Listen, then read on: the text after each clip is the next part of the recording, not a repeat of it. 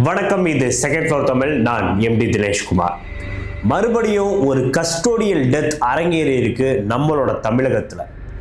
கடந்த 5 வருஷத்தில் கிட்டத்தட்ட 20 கஸ்டோடியல் டெத் வந்து தமிழகத்தில் வந்து அரங்கேறி இருக்கு. இது 21வது ஒரு கஸ்டோடியல் டெத்தாக பதிவு செய்யப்பட்டிருக்கு.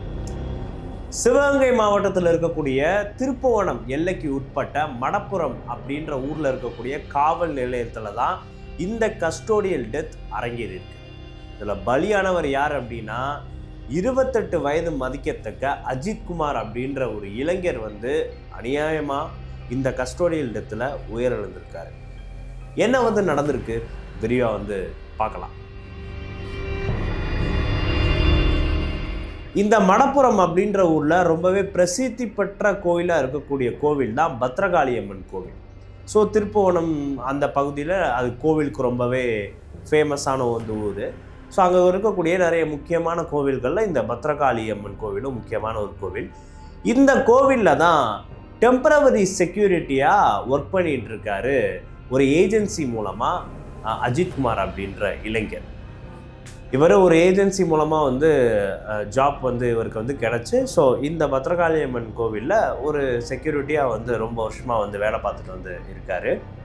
ஸோ அப்படி இருக்கிற ஒரு சூழ்நிலையில் தான் மதுரை மாவட்டத்தை சேர்ந்த திருமங்கலம் அப்படின்ற ஊரை வந்து சேர்ந்த நிக்கிதா அப்படின்றவங்க அவங்களோட தெரிஞ்ச ஒரு ஃப்ரெண்டோட இந்த பத்ரகாளியம்மன் கோவிலுக்கு வந்து சாமி கும்பிட்றதுக்காண்டி வந்திருக்காங்க. ஸோ வர சமயத்தில் அவங்களோட காரோட கீயை வந்து பார்க் பண்ண சொல்லி இந்த அஜித்குமார் அப்படின்ற இளைஞர்கிட்ட வந்து கொடுத்துருக்காங்க. ஆனால் அஜித்குமார் அவருக்கு கார் ஓட்ட வந்து தெரியாத காரணத்தினால அந்த கார் கீயை அவர் கூட பணியாற்றிட்டு இருந்த இன்னொரு நபர்கிட்ட வந்து கொடுத்து இந்த மாதிரி நீ வந்து பார்க் பண்ணி வச்சிரு அப்படின்னு வந்து சொல்லியிருக்காரு. ஸோ அதனால் அவருமே அந்த கீயை வாங்கி வந்து பார்க் பண்ணி வந்து வச்சுட்டு திரும்ப அகைன் அந்த நிக்கிதா அப்படின்றவங்க வந்து வந்தோடனே அவங்கள்ட்டே கீயை வந்து ஒப்படைக்கிறாரு அஜித்குமார். ஆனால் அதுக்கப்புறம் வந்து என்ன நிக்கிதா வந்து பண்ணுறாங்க வந்து அப்படின்னா அவங்களோட காரில் இருந்த அதிக சவரன் ரொம்ப விலை உயர்ந்த நகைகள் வந்து காணாமல் போயிருக்கு அப்படின்ட்டு மடப்புரம் காவல் நிலையத்தில் கம்ப்ளைண்ட் வந்து கொடுக்குறாங்க நிக்கிதா. ஸோ இதுக்காக வந்து நிக்கிதா கிட்ட வந்து விசாரிக்கிறாங்க. ஸோ அதோட ஒரு சந்தேகத்தின் அடிப்படையில் தான் அஜித்குமார் காவலாளியாக வந்து இருந்ததுனால, அந்த கோவிலோட காவலாளியாக வந்து இருந்த காரணத்தினால அஜித்குமாரை வந்து போலீஸ் ஸ்டேஷனுக்கு வந்து கூப்பிட்ருக்காங்க மடப்புரம் காவல்துறையினர். ஸோ அஜித்குமாரும் அந்த மடப்புரம் காவல் நிலையத்துக்கு வந்து போகிறாரு.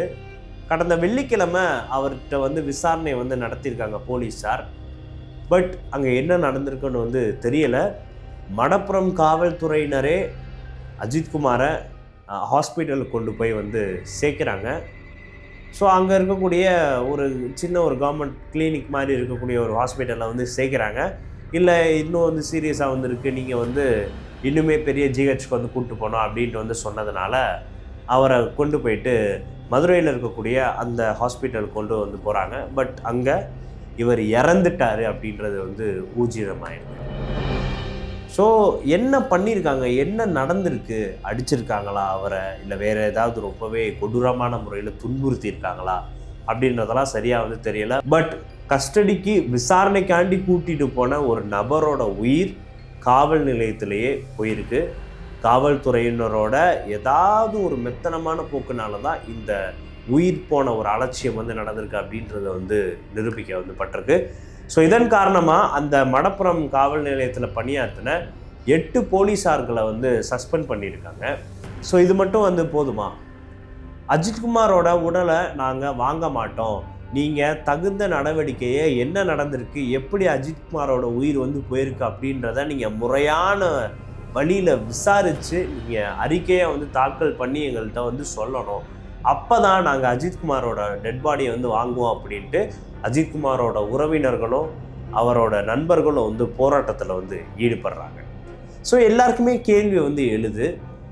வெள்ளிக்கிழமை வந்து அஜித்குமாரை வந்து கஸ்டடிக்கு வந்து கூப்பிட்டு வந்து போயிருக்காங்க. அங்கே அவருக்கு என்ன உண்மையிலே ஆயிருக்கு, உண்மையிலே காயங்கள் வந்து நடந்திருக்கா, இல்லை வேறு ஏதாவது எட்டி உதைச்சதுனாலையோ மிதிச்சதுனாலையோ இல்லை போலீஸார் ஏதாவது அடித்ததுனால வந்து உயிர் போயிருக்கா அப்படின்ற விஷயம்லாம் வந்து தெரியவே இல்லை. பட் இது கஸ்டோடியல் டெத்தாக வந்து அரங்கேறி இருக்கு. சமீப காலங்களில் தமிழகத்தில் அதிகப்படியான கஸ்டோடியல் டெத் தொடர்ந்து நடந்துகிட்டே தான் வந்து இருக்குது. நிறைய பேர் அதை வெளியே கொண்டு வந்து பேசிகிட்டே தான் வந்து இருக்கோம். ஊடகங்கள்லையும் தொடர்ந்து வந்துகிட்டே தான் வந்திருக்கு. பட் காவல்துறையை தன்னோட நேரடி கட்டுப்பாட்டில் வச்சிருக்கக்கூடிய முதலமைச்சர் ஸ்டாலின் அவர்கள் இந்த கஸ்டோடியல் டெத், தொடர்ந்து நடக்கக்கூடிய இந்த கஸ்டோடியல் டெத் விஷயத்தில் என்ன நடவடிக்கை எடுத்திருக்காரு அப்படின்றது தான் பொதுமக்களோட கேள்வியாகவும் வந்திருக்கு, எதிர்கட்சியை சார்ந்தவங்களோட கேள்வியாகவும் வந்திருக்கு. இந்த அஜித்குமார் அப்படின்றவருக்கு ரொம்பவே சின்ன வயசு தான், 22 வயசு தான் வந்து ஆகுது. அவரும் வந்து ஒரு செக்யூரிட்டியாக பணியாற்றிட்டு இருக்கிற ஒரு சாமானிய இளைஞன் தான். ஒரு போலீஸார் விசாரணைக்கு வந்து கூப்பிட்டு போயிருக்காங்க. அங்கே அவரோட உயிர் வந்து பறி போனது ரொம்பவே சோகமான ஒரு விஷயம். இந்த லாக்டவுன் டைமில் சாத்தான்குளம் அப்படின்ற ஒரு ஊரில் தமிழ்நாட்டில் இருக்கக்கூடிய எல்லாருமே பரபரப்பாக பேசின ஒரு கஸ்டோடியல் டெத்து தான் இந்த ஃபெலிக்ஸ் ஜெரால்ட், அவங்க அப்பா பையன், இவங்களோட இந்த மரணங்கள். ஸோ இது எல்லாருமே வந்து த்ரூ அவுட்டாக வந்து வாய்ஸ் வந்து கொடுத்தோம். முக்கியமாக இப்போ முதலமைச்சராக இருக்கக்கூடிய முதலமைச்சர் ஸ்டாலின் எதிர்க்கட்சி தலைவராக வந்து அந்த டைமில் வந்து இருந்தப்போ மிகப்பெரிய குரலாக வந்து கொடுத்தாரு. நிறைய நடிகர்கள் வந்து கேள்வி வந்து எழுப்பினாங்க. எல்லா சைடும் வந்து அந்த கஸ்டோடியல் டெத்துக்கு, அந்த சாத்தான்குளம் சம்பவத்துக்கு நீதி வேணும் அப்படின்ட்டு வாய்ஸ் அவுட் வந்து கொடுத்தாங்க. பட் இப்போ இந்த கடந்த 5 வருஷத்தில் கிட்டத்தட்ட 20 கிட்ட கஸ்டோடியல் டெத் வந்து நடந்திருக்கு. ஆனால் இதை பற்றி எந்த நடிகர்களும் தங்களோட கருத்தை தெரிவித்த மாதிரியே வந்து தெரியலை அப்படின்றது தான் பொதுமக்களோட குற்றச்சாட்டாக பெரும்பாலும் வந்துருக்கு.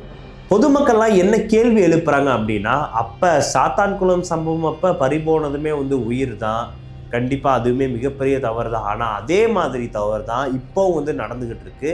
இப்போ அஜித்குமார் அப்படின்ற இந்த இளைஞருக்கு நிலைக்கப்பட்டதும் ஒரு மிகப்பெரிய ஒரு தவறு தான், இதுவுமே ஒரு உயிர் தான். பட் ஏன் எல்லா நடிகர்களும் சாத்தான்குளம் சம்பவத்துக்கு மட்டும் குரல் கொடுத்தவங்க இந்த அஜித்குமாரோட டெத்துக்கும், ஏன் இதுக்கு முன்னாடி நடந்த ஒரு 20 கஸ்டோடியல் டெத்துக்கும் எதுக்குமே வந்து வாய்ஸ் அவுட் கொடுக்க மாட்றாங்க? நடிகர்களாக வந்திருக்கட்டும், ஆளுங்கட்சியை சேர்ந்தவங்களாக வந்திருக்கட்டும், இல்லை ஆளுங்கட்சியோட கூட்டணியில் இருக்கிறவங்களாக வந்திருக்கட்டும், ஏன் இந்த கஸ்டோடியல் டெத்ஸ் பற்றி பேச மாட்றாங்க? குறிப்பாக இந்த அஜித்குமாரோட டெத் பற்றி பேச மாட்றாங்க அப்படின்றது தான் பொதுமக்கள் இணையத்திலையும் ஆன் கிரவுண்டிலையும் வைக்கக்கூடிய மிகப்பெரிய கேள்வியாக வந்திருக்கு.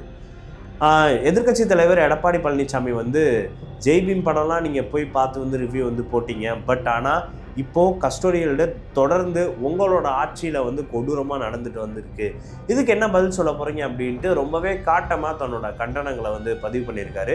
இது மட்டும் இல்லாமல் நாம் தமிழர் கட்சியை சேர்ந்த சீமான், பாமக கட்சியை சேர்ந்த அன்புமணி ராமதாஸ், தாவேகா கட்சியோட தலைவர் விஜய், இவங்க எல்லாருமே இந்த அஜித்குமார் இளைஞரோட மரணத்தை குறித்து தங்களோட மிகப்பெரிய கண்டனங்களை ஆளுங்கட்சிக்கு எதிராக வந்து முன் வச்சிருக்காங்க.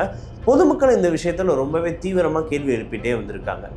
சாத்தான்குளம் சம்பவம் அப்போ பேசின யாருமே, எந்த ஊடகங்களுமே இந்த சம்பவங்களை பெருசாக கவர் பண்ணாமல் வந்திருக்காங்க. நடிகர்கள் கேள்வி கேட்காம வந்திருக்காங்க.